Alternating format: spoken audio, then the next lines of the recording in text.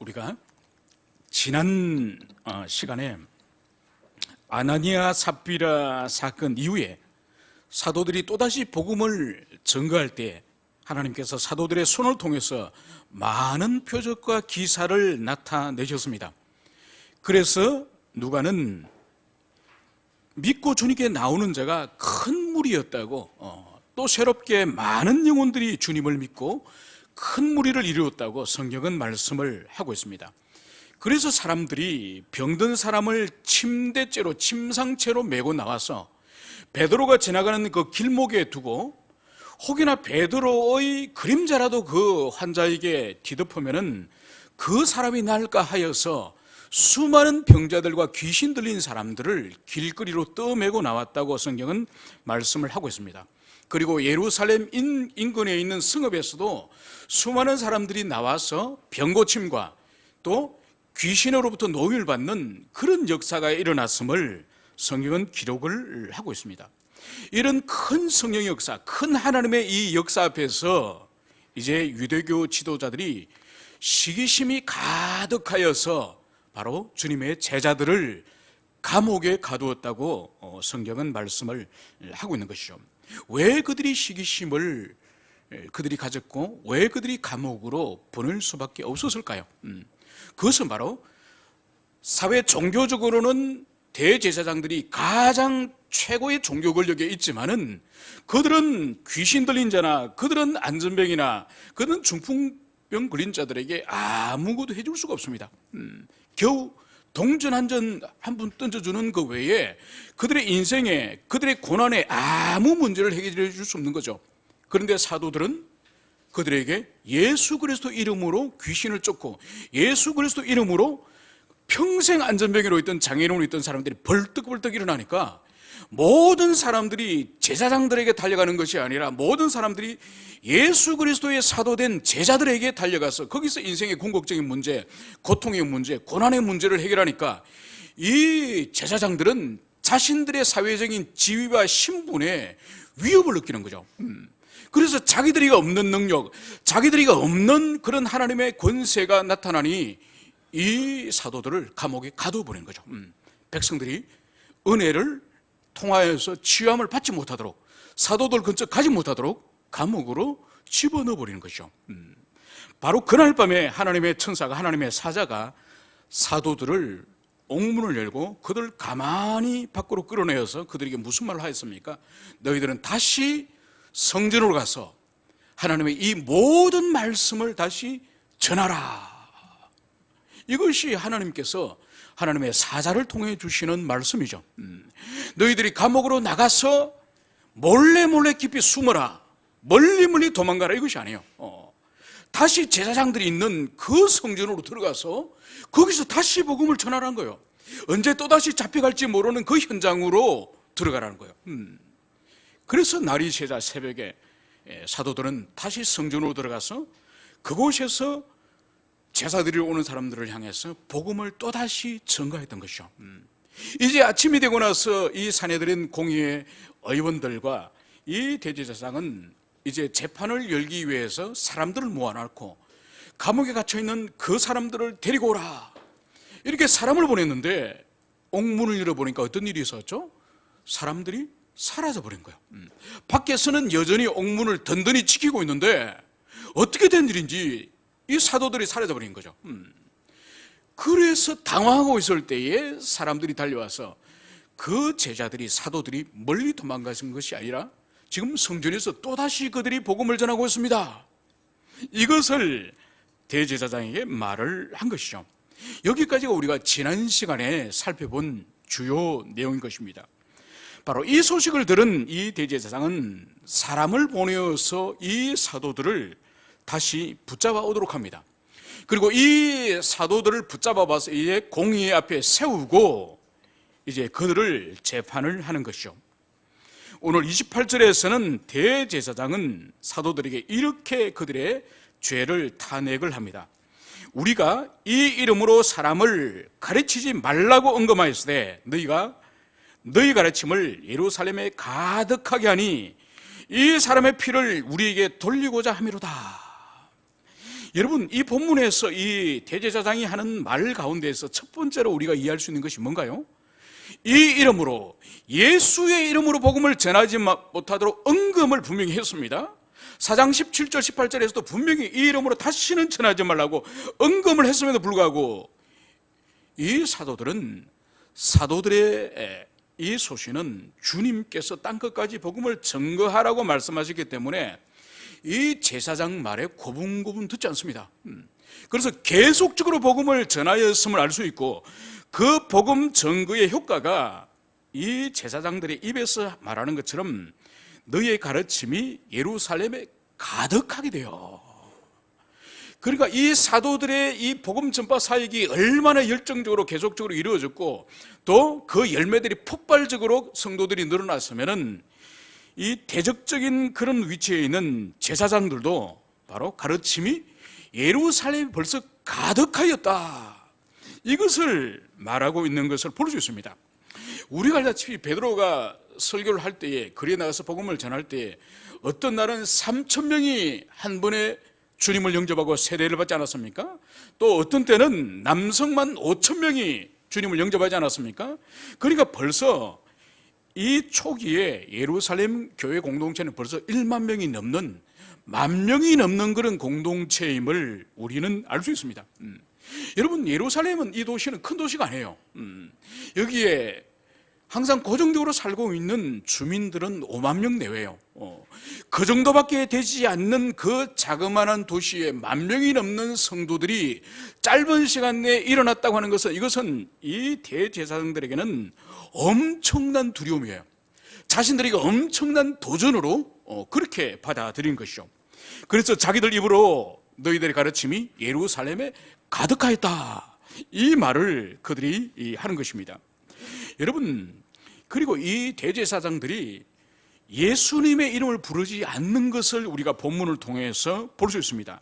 그러니까 너희들이 예수 이름을 전하지도 말고 가르치지도 말라 하고 이렇게 말하잖아요. 예수 이름을 입에서 내지도 않습니다. 이 이름을, 그러니까 예수 이름을 내지 않으려고, 그것을 피하려고 애를 쓰는 것을 보는 거죠. 여러분, 어릴 때에 저희 그 집 앞에 그 내과가, 요즘 어른이 돼서 볼 때는 뭐 내과가 그렇게 큰 내과가 아닌데, 뭐 한 진유만한 나이 때는 내과가 완전 강의였어요. 그때는 시멘트 다리가 없었거든요. 시멘트 다리가 없고 바로 그 내과에 기둥을 박아가지고 그 위에 다시 나무를 걸치고, 그 위에 젖은, 그러니까 살아있는 그 소나무 가지 있지 않습니까? 소나무 가지를 올리가 그 위에 흙을 올려가지고 외나무 다리처럼 그렇게 다녔습니다. 그런데 그 다리가 어린 시절 때 볼 때는 건너기가 너무 내가 이 다리가 긴 거예요. 요즘 보면 뭐 몇 발짝 안 하면 건너가는데, 그런데 떨어지지 않으려고 막 애를 쓰면 쓸수록 그 다리 가로잡고 제 자신이 걸어가는 거예요. 그러니까 그 좁은 다리를 의식을 하면 할수록 중간으로 잘 가야 될 텐데 더 가로막 내 발걸음이 가는 거예요. 바로 뭔 거니까, 이 대제사장들이 내가 너희들에게 예수 이름으로 전도하지도 말고 가르치지도 말라 이렇게 말하지 않고 예수란 말을 입 밖에 내지 않으려고 애를 지금 쓰는 거예요. 그 이름으로 계속 이 제사장들이 예수님 이름이 붙을 때마다 절대로 예수님 말 안 써요. 그 이름으로. 그리고 이들이 오히려 예수님의 이름을 얼마나 의식을 많이 하는지, 과도하게 의식하고 있는 그것을 여기서 보여주는 것을 볼 수 있습니다. 여러분, 이 제사장들이 이 의식을 하는 이유를 여기서 기록을 하고 있습니다. 그것이 바로 뭔가 하니까, 너희의 가르침이 예루살렘에 가득하게 하니 바로 이 사람의 피를 우리에게 돌리고자 함이로다. 그러니까 이 제사장들이 지금 인식하고 있는 이 주님의 제자들이 복음을 전하여서 예루살렘에 벌써 예수님의 가르침이 가득한 이 이유는 바로 예수님이 십자가에 못 박아 죽인 그것의 범인을 이 제사장들과 종교 지도자들에게 너희들이 돌리기 위해서 복음을 전하였다, 이것을 여기서 이 제사장들은 심리적 압박 가운데 이것을 지금 변명하는 것을 볼 수 있습니다. 여러분, 지금 제사장들이 말하고 있는 이것은 사실이에요. 여러분, 빌라도가 주님을 십자가에 못 박는 사형을 언도할까 말까를 많이 고민했습니다.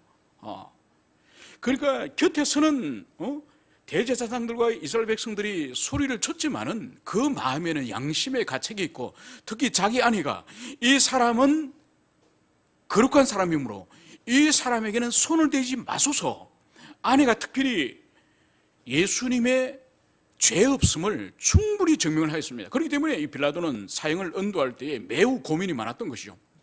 그때에 대제사장들이 무엇을 외치는 거니까 마태복음 27장 25절에 그의 피를 우리와 우리 자손에게 돌릴지어다. 그러니까 빌라도가 사형 선고에 대해서 고민하면서 지금 갈등하고 있을 때에 이 대제사장들이 소리친 것이 바로 그의 피, 예수님의 죽음, 예수님의 피를 우리와 우리 자손에게 돌릴지어다. 그러니까 빌라도, 당신은 걱정하지 말고 사형만 지금 선고해 주시오.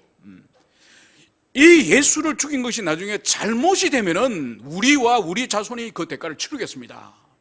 이 의미죠. 이것을 이미 대제사장이 빌라도가 주님을 사형 선고하는 그 현장에서 외쳤던 거예요. 그러므로 지금 이 대제사장들이 이 사람의 피를 우리에게 돌리고자 합니다. 이 말은 당연한 거예요. 자기 입으로 주님을 못 박으라고 빌라도를 종용했기 때문에 그 주님의 피는 당연히 제사장들에게, 이스라엘 백성들에게 돌아가야 되는 것이죠. 여러분, 역사 속에서 이것은 실제적으로 이루어집니다. 예수님이 십자가에 죽으시고 나서 한 40년 후에 AD 70년경에 이 예루살렘을 로마 군대가 포위를 해서 몇 년을 포위하지 않습니까? 몇 년을 버티다가 결국은 무너지고 다 죽습니다. 성벽도 다 무너지고 성전도 불타버리고, 그리고 그 안에 있는 제사장도 다 죽임을 당하고, 그러면서 완전히 예루살렘이 멸망하는 것이죠. 그러니까 이 예수님의 피를 자신과 자신의 후손들에게 돌리라고 하는 이 말이 그대로 이루어지는 거죠. 죽임을 다 당하고, 그리고 성전이 불타버리고 성전이 파괴됨으로 말미암아서 제사장들은 제사를 드릴래야 드릴 수 없는 멸망의 시대를 이들이 경험하고 말았던 것이죠. 이제 유대교 지도자들은 예수 이름으로 전도하는 것을 금지하였지만은, 오늘 베드로는 4장 17절과 18절에서 했던 그 변정을 오늘 다시 29절에서 또 말씀을 하고 있습니다. 바로 사람보다 하나님께 순종하는 것이 마땅하니라. 여러분, 사람보다 하나님께 순종하는 것이 마땅하니라. 여러분, 이것은 일찍이 우리 예수님께서 마태복음 28장 19절에서 마태복음의 마지막 장절에서 이렇게 말씀하시죠. 너는 가서 모든 족속으로 제자를 삼아 아버지와 아들과 성령의 이름으로 세례를 베풀고 내가 너에게 분부한 모든 것을 가르쳐 지키게 하라. 소위 말해서 주님 승천하기 직전에 마지막으로 마태복음에서 하신 말씀이에요. 사도행전 1장 8절도 마찬가지입니다. 오직 성령이 너희에게 임하시면 너희가 권능을 받고 예루살렘과 온 유대와 사마리아와 땅끝까지 이르러 내 증인이 되리라.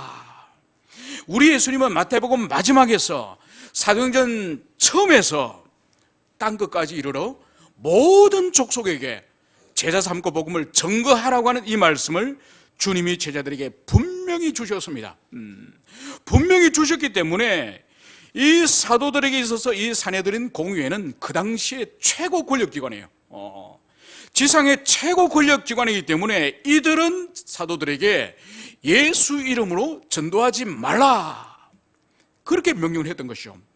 그러나 사도들에게 있어서는 예수님이 하신 땅끝까지 모든 족속에 증거하라는 이 말씀과 이 산헤드린 공의회에서 전도하지 말라, 이 두 명령 가운데 어느 것이 권위의 중심에 있고 어느 것이 우선에 있는지를 이 사도들은 분명히 알고 있는 것이죠. 그래서 이들에게 있어서는 아무리 지상의 최고의 권력기관인 산헤드린 공의를 할지라도 하나님과 그리스도의 말씀에 그들이 순복해야 된다는 것을 이들이 인정한 거죠. 그래서 이 사도들은 사내들인 공의의 의원들의 말을 듣기보다는 삼위 하나님 가운데 제2위이신 그리스도 예수의 말씀을 이들이 들었음을 성경은 명백하게 말씀을 하고 있습니다. 여러분 16세기 종교개혁 시대 때도 마찬가지예요. 종교개혁 시대 때 이 개혁자들이 마지막 최종 권위는 어디 있는가? 최종 권위는 교회의 교황에게 있는가? 최종 권위는 교회의 종교회에 있는가? 그것이 아니라는 거죠. 최종 권위는 하나님과 하나님의 말씀에 있다는 거죠. 이것이 종교개혁자들이 목숨처럼 여겼던 오직 성경으로, 5대 솔라 가운데 첫 번째인 오직 성경으로 모든 권위는 바로 성경으로부터 말미암는 것이다. 여러분, 이것이 종교개혁자들이 목숨 걸고 지켰던 그들의 신앙 고백이었습니다. 여러분, 이것은 오늘날 우리에게도 마찬가지예요. 우리에게서도 삶에 있어서나 신앙에 있어서나 모든 삶의 전 방면에 있어서 우리가 최종적으로 어떤 삶을 선택하고 최종적인 삶을 걸어가는 그 길의 근원이 뭐냐? 과연 성경을 근거로 하여서 우리가 최종적인 발걸음을 성경의 말씀에 근거하여서 우리가 걸어가고 있는지 그것을 우리가 살펴볼 필요가 있는 것이죠. 우리의 경험칙이나 우리의 신앙의 그런 많은 경륜들이나 우리가 가지고 있는 가치관이나 아니면 세상의 그러한 철학들이나 그것에 의해서 우리 인생을 살아가는 것이 아닌지 그것을 우리가 살펴볼 필요가 있는 것이죠. 여러분, 오늘날 한국 사회를 많은 사람들이 근심 걱정하고 있는 것 중에 하나가 법치가 사라지고 인치가 시작되었다, 이 말을 하고 있습니다. 여러분, 법치의 최고 정점은 뭔가요? 헌법이 헌법. 헌법과 그 헌법의 정신에 의해서 하위의 모든 국가기관과 모든 하위에 있는 법 체계가 헌법 정신을 따라서 이 국가가 돌아가야 되는 것이죠. 그런데 이 법치가 아니라 다른 어떤 힘에 의해서, 그래서 최근에 어떤 외국 한국에 30년간 있었던 기자가 이분의 이 한국의 이 정치적인 문제를 글을 최근에 썼더만요. 한국 사회는 법치 사회가 아니라 나라를 여론이 움직이는, 여론이 법 위에 있는, 그렇기 때문에 한국 사회는 엄격히 말해서 법치 사회가 아니다, 이 말을 하는 거죠. 여러분, 중세 교회가 법치, 그러니까 하나님의 법인 성경이 다스리는 교회가 아니라 중세 사회는 대표적으로 인치 사회예요. 교황, 그리고 교회의 주교들이 모여서 회의하는 종교회의, 교회회의, 이것이 중세 교회였어요. 그렇기 때문에 중세 교회가 타락하고 부패하는 것이죠. 여러분, 오늘날도 마찬가지예요. 성도들은 내가 이렇게 결정하고 내가 이렇게 말하고 나는 이렇게 산다고 할 때에 그 근거가 최종 구원인 성경이 돼요. 성경이. 신앙에 있어서 성경이 되고 사회 보편적인 질서 안에서는 헌법이 되어야 되는 것처럼 오늘 이 사도들은 바로 대제사장이 예수 전하지 마라 하더라도 하나님의 법인 성경에서 그리스도 예수께서 땅끝까지 증거하라, 그렇게 말씀을 주시니까 이들은 담대하게 복음 전하는 모습을 볼 수 있습니다. 여러분, 우리에게도 이게 필요한 것이에요.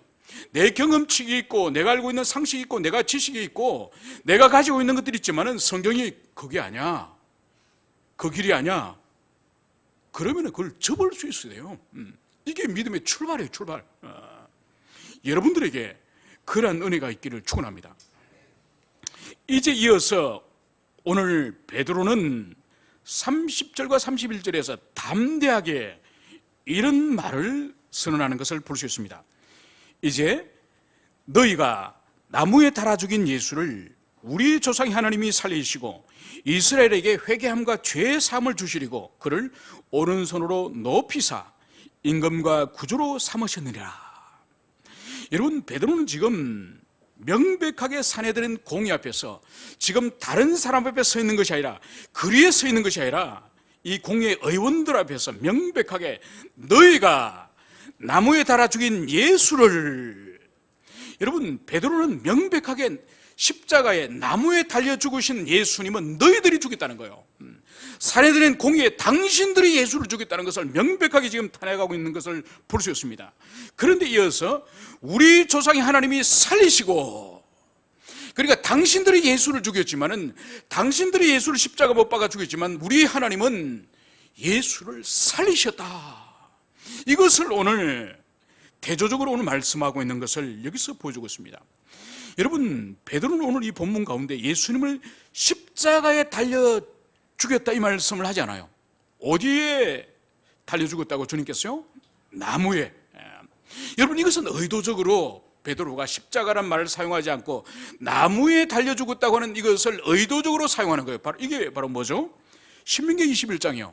신명기 21장 22절에서 23절의 그 말씀이 바로 나무에 달린 자마다 저주를 받은 자라. 나무에 달린 자마다 저주를 받은 자라고 하는 이 신명기 말씀을 이 베드로는 정확히 기억하여서 예수님의 죽음을 십자가의 죽음이라 말하지 않고 나무에 달려 죽었다 이 말씀을 여기서 하고 있는 것이죠. 여러분, 이것은 베드로가 지금 이 종교 지도자들의 죄를 명백하게 지금 밝혀내는, 드러내는 그런 일임을 여기서 볼 수 있는 것이죠. 이것이 바로 뭔가 하니까 베드로가 유대교 지도자들이 예수님을 신명기 율법에 근거하여서 하나님께 저주받은 자로 여기도록, 백성들에게 하나님께서 이 예수를 저주한 자로 여기도록 이것을 바로 십자가에 아니라 나무에 매달아 죽였다. 베드로는 이렇게 고발하고 있는 것을 여기서 볼 수 있습니다. 여러분, 이것은 뭔가 하니까 복음서를 강론할 때도 제가 말씀드렸습니다만 이 팔레스타인과 예루살렘에서 일어나고 있는 이 예수 메시아 운동, 강력한 들불과 같은 이 퍼지고 있는 이 예수 운동을 이 대제사장과 이 사악한 자들이 어떻게 하면은 이 운동을 한 번에 단번에 끝내버릴 수 있는 방법이 무엇이 있을까? 그것을 고민하다가 결국은 예수를 로마 제국이 가지고 있는 사형의 방식인 십자가 나무에 매달아 죽이자. 십자가 나무에 매달려 죽일 때에 신명기 21장의 말씀이 응하는 것이죠. 그래서 수많은 백성들이 그토록 추종하다가 예수님이 십자가 나무에 매달려 죽는 모습을 봤을 때에 그런 메시아가 아니구나, 그런 하나님께 저주받은 죄인에 불과하구나, 그것을 심어줘가지고 단번에 예수 운동을 끝내버리도록 하기 위해서 바로 대제사장과 그리고 사악한 사단이 이 계략을 생각한 것이죠. 그래서 우리 예수님을 다른 방식이 아닌 나무 십자가에서 우리 주님이 죽게 한 것이죠. 그러나 이어서 베드로는 30절 31절에서 이렇게 말씀을 하고 있습니다. 하나님께서 그를 다시 살리시고 구주와 임금으로 높이셨다.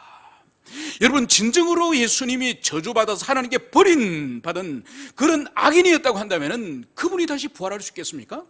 그러므로 말미암아서 여기서 베드로가 지금 하나님이 그를 다시 살리셨고 또 높이셔서 구주와 임금이 되게 하셨다, 이 말씀은 바로 그리스도 예수의 죽음을 통해서 구속의 사건을 완성하셨음을, 그것을 여기서 보여주고 있으면서 두 번째로는 당신들이 죽인 그 그리스도 예수는 바로 하나님의 아들 그리스도다.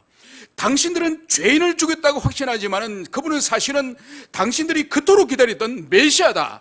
당신들의 손으로 메시아를 죽였다. 이것을 지금 베드로는 정죄하고 있는 것을 여기서 볼 수가 있습니다. 여러분, 그리고 더 나아가서 오늘 베드로는 왜 우리 주 예수 그리스도를 부활시키시고 다시 임금이요 주가 되게 하셨는지 그 높이신 이유를 이 말씀을 여기서 하고 있는 거예요. 31절에서 이스라엘에게 회개와 죄 사함을 주시기 위해서다. 예수님을 다시 부활시키시고 그분을 왕으로 구주로 높이신 것은 바로 이스라엘에게 회개와 죄 사함을 주시기 위한 것이다. 이것을 오늘 사내들의 공의 의원들에게 오늘 말을 하고 있는 것입니다. 여러분, 이것은 다른 의미로서 당신들이 메시아를 십자가 못 박고 당신들이 십자가에서 예수님을 죽였습니다. 당신들이 죄인입니다. 그러나 당신들도 지금 다시 회개하고 다시 자기 죄 사함을 얻을 수 있습니다. 당신들도 지금 이 회개에 참여하십시오. 이것을 지금 사도들이 지금 선언하고 있는 거예요. 여러분, 이것을 이 제사장들이 받아들일 수 있겠습니까? 자신들 손으로 죽인 그 예수, 그 예수가 왕이자 그리스도고, 그리고 그 제자들이 지금 최고 권력기관에 있는 이 제사장을 향해서 당신들도 회개하고 죄 사함을 받아들이라, 이 말을 이 대제사장들이 받아들일 수 있습니까? 못 받아들입니다. 그들에게는 말할 수 없는 충격이고, 또 더 나아가서 모독이죠, 모독. 어떻게 예수의 제자가, 십자가 못 박혀 죽은 예수의 제자가 감히 내 죄를 사하고 회개하라고 그렇게 나에게 그렇게 윽박을 지을 수 있나? 이것을 결코 대제사장들은 받아들일 수 없는 거예요. 여러분, 그렇기 때문에 33절에서 그들이 듣고 크게 놓아여 사도들을 없이 하고자 할세, 죽여버리겠다는 거죠. 너희들의 생각과 너희들의 뜻을 도무지 받아들일 수 없으니 우리는 너희들을 없애버리겠다. 여러분, 얼마나 이들이 격분하였는지 이들의 태도를 통해서 알 수 있는 것이죠. 여러분, 하나님의 말씀이 그들의 죄를 드러내고 그들의 죄와 그들의 내면을 찔러낼 때에 모든 사람들이 회개하는 것은 아니에요. 여러분, 결국은 그 사람이 하나님의 말씀에 어떤 태도와 어떤 반응을 보이느냐, 어떤 인격적인 태도를 가지느냐에 따라 달린 것이지, 그 사람의 죄를 하나님의 말씀과 성령이 드러내고 지적한다고 해서 그 사람이 모두 회개해서 참여하는 것이 아니에요. 오히려 이 사내들인 공의 의원들은 오늘 사도를 향해서 격분하여서 오히려 이들을 죽이려고 하는 것이요, 오히려 없애버리려고 하는 거죠.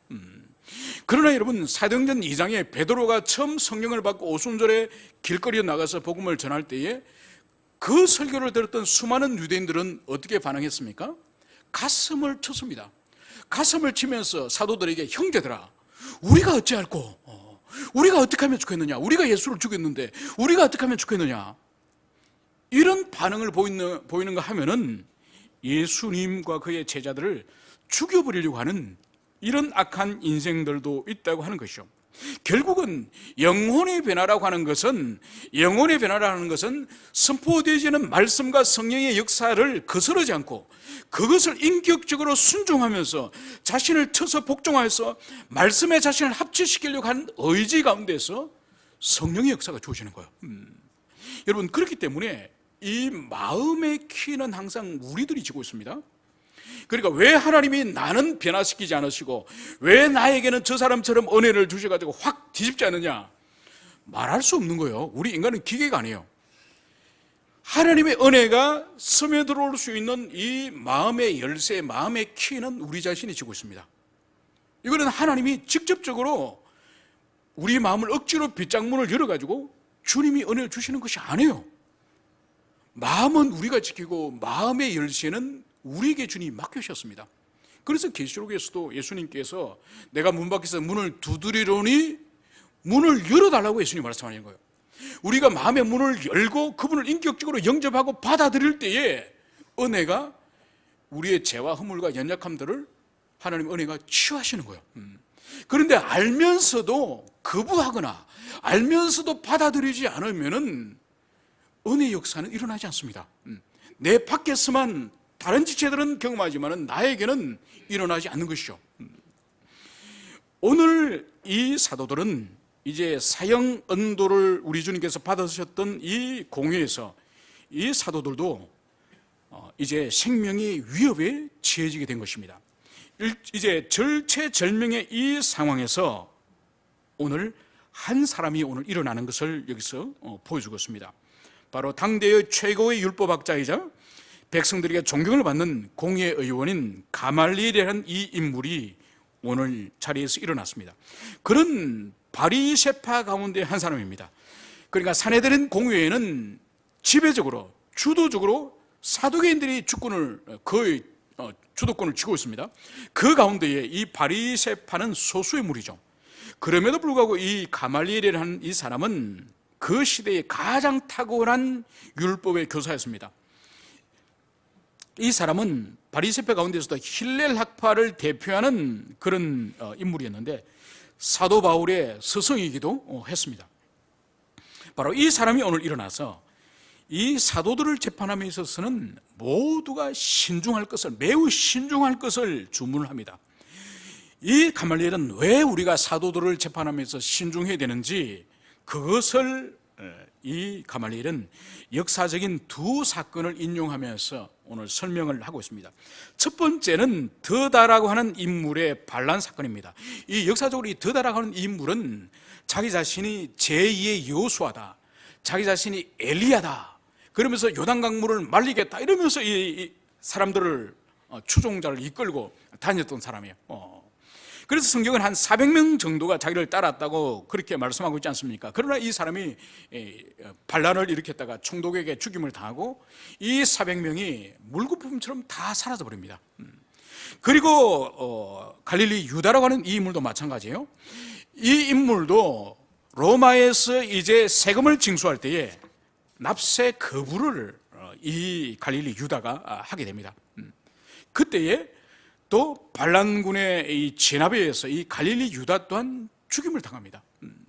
그러면서 가말리엘이 오늘 이야기하고 있는 것은 바로 뭔가 하니까, 이 두 사람이 한때는 많은 추종자들이 있었고 수많은 사람들이 따랐지만은 그 사람이 반란을 일으켜가지고 그 사람이 죽고 나니까 다 사람들이 사라져버렸다는 거죠. 그러니까 이 두 사람은, 드다나 갈릴리 유다는 하나님이 함께 하신, 하나님이 인정한 그런 운동이 아니었다는 거죠. 그런 운동이 아니었기 때문에 한때는 수많은 사람들이 들고 일어나고 추종하더라도 하나님이 함께 하심이 없으니까 다 사라져버린다는 거죠. 그것처럼 지금 이 예수의 제자들이 복음을 전하고 불길같이 지금 일어나고 있지만은, 이들이 진정으로 하나님이 함께 하시는 그런 운동이 아니면은 시간이 지나면 자동적으로 드다나 갈릴리 유다처럼 이들의 무리들이 사라질 것이라는 거죠.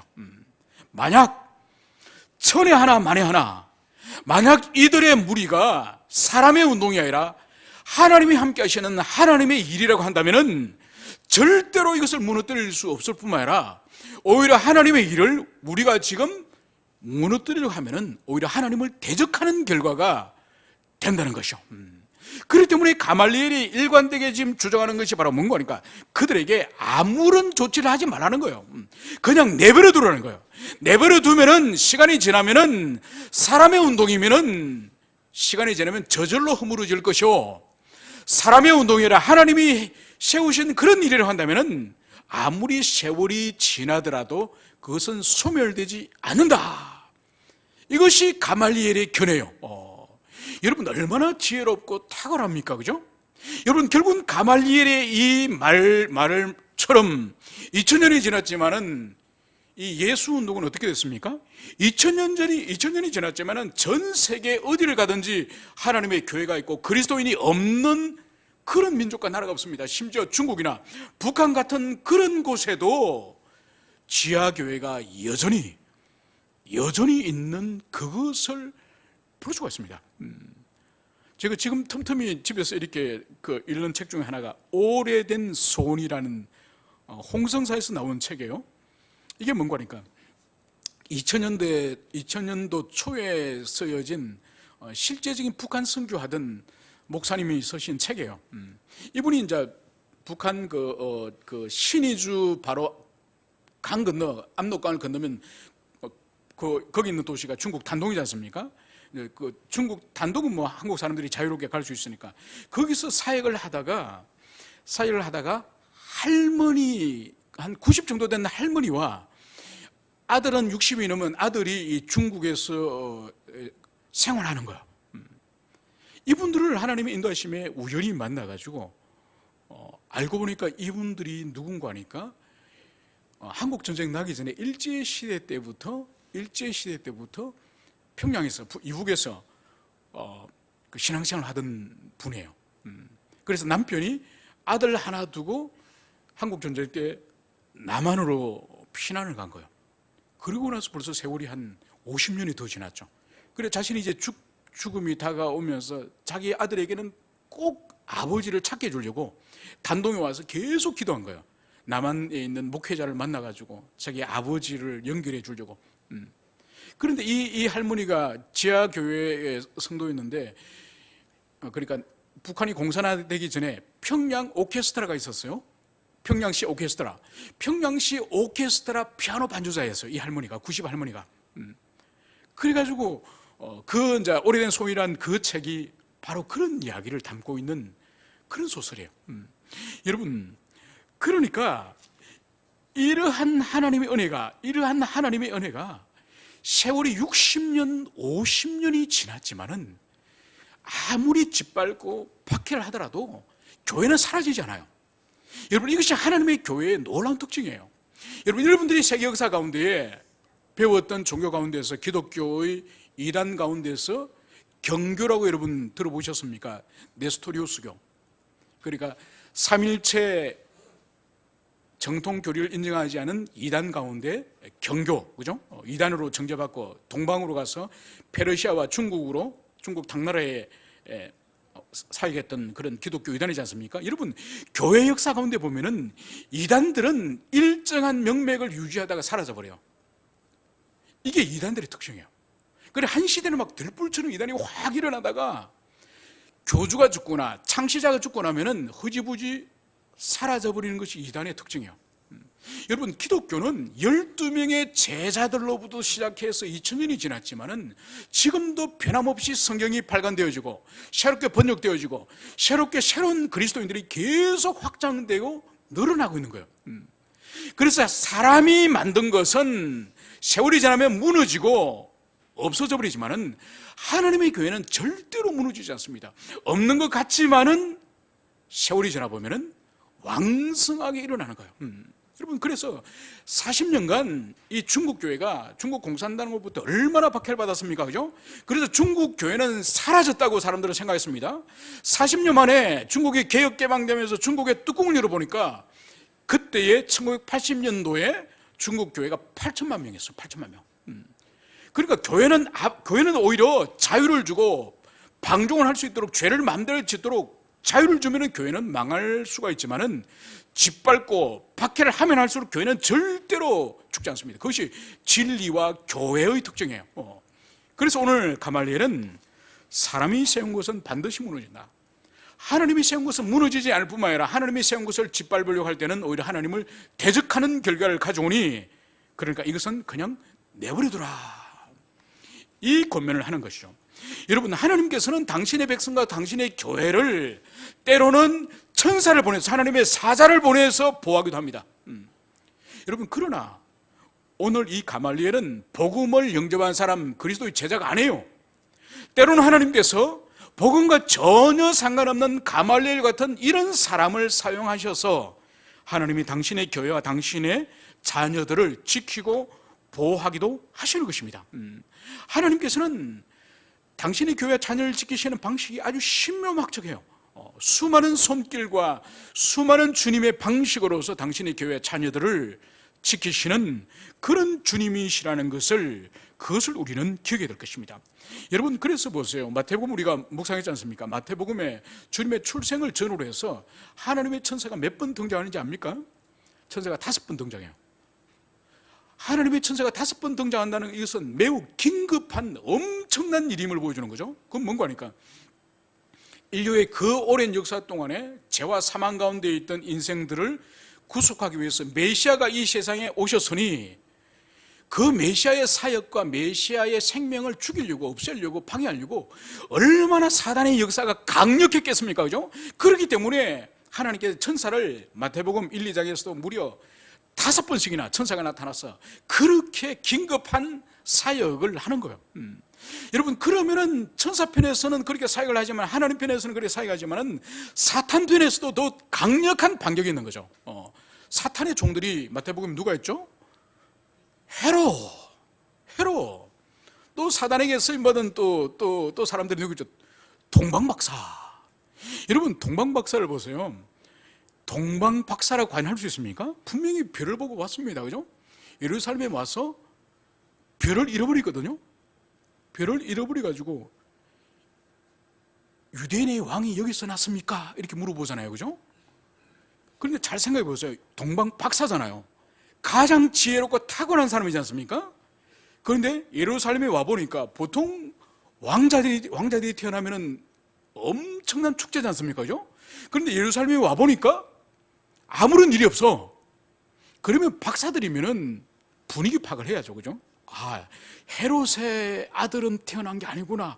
그러면 헤롯 말고 다른 왕이 태어났다는 건데, 이런 느낌이 들면 어떻게 될까요? 박사라면, 이성을 가지면 조심해야 되겠죠.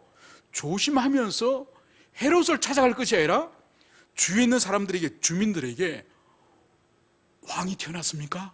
유대인의 왕이 태어났습니까? 유대인의 왕은 어디서 태어나죠? 물어봐야죠. 그러면 베들레헴에 가보세요, 이렇게 말을 하겠죠. 그죠? 그러면 베들레헴에 가보면 되지 않습니까? 그런데 사람들에게 유대인의 왕이 어디서 태어났습니까? 헤롯에게 가서도 어디서 태어났습니까? 여러분, 헤롯이 그 말을 들었기 때문에 어떻게 됐습니까? 2살 미만의 애들이 다 죽임을 당하는 거죠. 그러니까 이 동방 박사들이, 사단이 그들의 지혜를 어둡게 해버리니까 그들이 어리석게 분별하여서 헤롯 왕을 찾아가서 유대인의 왕이 태어났습니다, 당신 말고 당신 말고 새로운 왕이 태어났습니다, 이 말이 뭔가요? 당신 잠시 후면 끝납니다, 이 말이지 않습니까? 그죠? 그 박사가 헤롯을 찾아가서 그 말을 합니다. 이것이 바로 사단이 그 박사들의 지혜를 흐리게 한 거죠. 그래서 수많은 어린 생명들이 죽임을 당하고, 물론 그것은 예레미야 말씀의 성취죠. 하나님의 말씀에 이루기 위한 겁니다. 그렇기 때문에 그 예수님의 출생 가운데서 하나님의 큰 역사와 하나님의 긴급 구원의 역사가 천사들의 등장을 통해서 볼 수 있지만, 사탄은 거기에 지지 않으려고 인간 왕들과 인간 도구들을 미혹해 하고 정신을 흐리게 하는 그런 것을 볼 수 있습니다. 여러분, 이것은 오늘날도 마찬가지예요. 우리에게 분별력이 없고 우리가 믿음이 없기 때문에 우리가 영적으로 이 비가시적인, 볼 수 없는 영적 세계를 우리가 알지 못하기 때문에 우리가 파악을 할 수 없지, 지금도 영적인 일들이 우리 주변에, 우리 교회 주변에, 우리 가정 주변에 왕성히 일어나는 거예요. 우리가 그것을 파악하지 말고 못하고 분별하지 못할 뿐이지, 이 영적인 사건은 끊임없이 세상 끝날 때까지 하나님의 보호하심과 하나님의 지키심과 거기에 대항하여서 사단의 역사, 우리를 넘어뜨리고 우리를 마음에 미혹해 하고 우리가 마음에 미움을 주고 충동을 주고, 그래서 우리를 하여금 멸망하게 하고 구원으로부터 끊을 수는 없지만은, 그러나 불신자를 방불하는 삶을 살도록 충분히 사탄이 할 수 있는 것이죠. 그래서 우리가 항상 깨어있지 않으면은 얼마나 우리가 미혹이 되는지 그것을 우리는 기억해야 될 것입니다. 이제 이 가말리엘의 이 설득 앞에 살해된 공유에 이 모든 사람들은 설득을 당합니다. 설득을 당하고, 그러나 사도들을 순순히 보내주진 않습니다. 성경은 사도들을 불러서 채찍질을 하고 그들에게 예수 이름으로 다시 전도를 하지 못할 것을 이제 그만 후에 이제 방면을 하였다, 이 말씀을 여기서 하고 있습니다. 여러분, 여기서 우리가 주목할 것은 바로 뭔가 하니까, 이 사도들이 채찍질을 당했음에도 불구하고 이 반응이 놀랍습니다. 바로 그 이름을 위하여 능력받는 일에 합당한 자로 여김을 기뻐하면서 공회앞을 떠났다. 여러분, 얼마나 놀라운 일이에요. 여러분, 채찍을 이 사람들이 몇 대를 맞았을 것 같습니까? 여러분, 신명기에는 사람을 때리되, 너의 형제를 때리되 40을 넘지 않도록 때리라, 그 말씀이 신명기에 명백하게 사람을 태장으로 때릴 때에 기록이 되어 있습니다. 그래서 보세요, 사도 바울도 자신이 당하였던 고난을 쭉 이야기를 하지 않습니까? 40의 가마는 매를 내가 몇 차례 맞았으며 파선당했으며 돌에 침을 당했으며, 이렇게 얘기를 할 때 40의 하나 가마는, 그러니까 39대의 채찍을 맞았음을 보여주는 거죠. 여러분은 20살 넘어서 다른 사람에게 폭력을 당해보셨습니까? 폭력. 그러니까 어느 정도 폭력 말고 뭐 몽둥이로 때린다든지 아니면 뭐 채찍으로 맞는다, 발로 밟힌다든지 뺨을 맞는다든지 20살 넘어서 많지가 않을 겁니다. 특히 남성들은 군에서 그런 수모를 뭐 경험하긴 합니다만, 아마 거의 우리 사회에 성인이 되어서 일방적으로 뭐 같이 싸우는 거 말고 일방적으로 당하는 것은 아주 드문 일이에요. 여러분, 같은 나이 또래 사람들에게 일방적으로 당하면 제일 먼저 일어나는 것이 뭔가, 죽이고 싶은 거예요. 그 사람 없애버리고 싶은 거예요. 완전 인격 살인이에요, 살인. 그러니까 군에서도 많은 사람들이 그런 수모를 사실 당하지 않습니까? 그리고 아무런 저항을 하지 못하고 그냥 뺨을 때리면 맞아야 되고, 엎드려 있을 때에 꽃갱이 자루로 엉덩이를 때리면 그냥 맞고 있는 거예요. 인격 살인이에요. 그날 밤에 가서 그 사람을 때린 그 사람을 가만히 죽이고 싶은 마음이 불같이 일어나죠. 불같이. 이거는 보편적인 인간이라고 한다면 누구든지 육체의 가격을 당하는 것은 인격에서 살인이에요. 오늘 이 사도들은 오늘 이러한 채찍을 40대에 감하는 그런 채찍을 맞고도 오늘 놀라운 반응을 보여주고 있습니다. 바로 예수님의 이름을 위하여 능욕받는 일에 합당한 자로 여김을 기뻐하였다. 그러니까 예수님의 이름을 위하여서 고난을 당하고 핍박을 당하고 모욕을 당하고 수치를 당하고 인권 유린을 당한 이것을 오히려 기쁨으로 여겼다. 이 말씀을 여기서 하고 있는 거예요. 여러분, 이들은 게셈마네에서 그들이 체포될 때에, 주님이 체포될 때에 다 36개 주령당 쳤던 그런 사람이에요. 그런 사람이 오늘 순순히 체포되고 순순히 연행되어서 오늘 재판을 받고 마지막에는 채찍을 맞으면서도 그것을 향해서 제사장을 해서 분노하거나 원망하거나 그런 것이 아니라 오히려 예수 이름을 위해서, 하나님 나라를 위해서 오히려 자신이 고난당하는 자로 여기는 것을 오히려 기뻐하였다. 이 말씀을 하고 있는 거예요. 여러분, 이것은 산상순 마태복음 5장 11절과 12절 예수님의 그 말씀의 성취예요. 주님은 이렇게 말씀하셨죠. 나로 말미암아 너희를 욕하고 박해하고 거짓으로 너희를 거슬려 모든 악한 말을 할 때는 너희에게 복이 있나니 기뻐하고 즐거워하라. 하늘에서 너희의 상이 큼이라. 너희 전에 있던 선지자들도 이같이 박해하느니라. 여러분, 예수님이 산상순에서 말씀하셨던 그 말씀이 3년 후에 이 제자들이 채찍을 맞으면서 드디어 원망을 하거나 저주하는 것이 아니라 능욕받는 일을 기뻐하였다, 즐거워했다. 이 말씀을 오늘 누가가 기록을 하고 있는 것이죠. 여러분, 나로 말미암다고 하는 이것은 단순히 전도로 말미암은 것만 제한해서는 안 됩니다. 여기서 나로 말미암아서 욕을 당하고 박해를 받는 건 이것은 바로 뭔가 하니까 복음 전도뿐만 아니라 하나님의 말씀, 예수님의 그 말씀에 순종하는 삶으로 인한 모든 고난과 역경을 다 포함하는 거예요.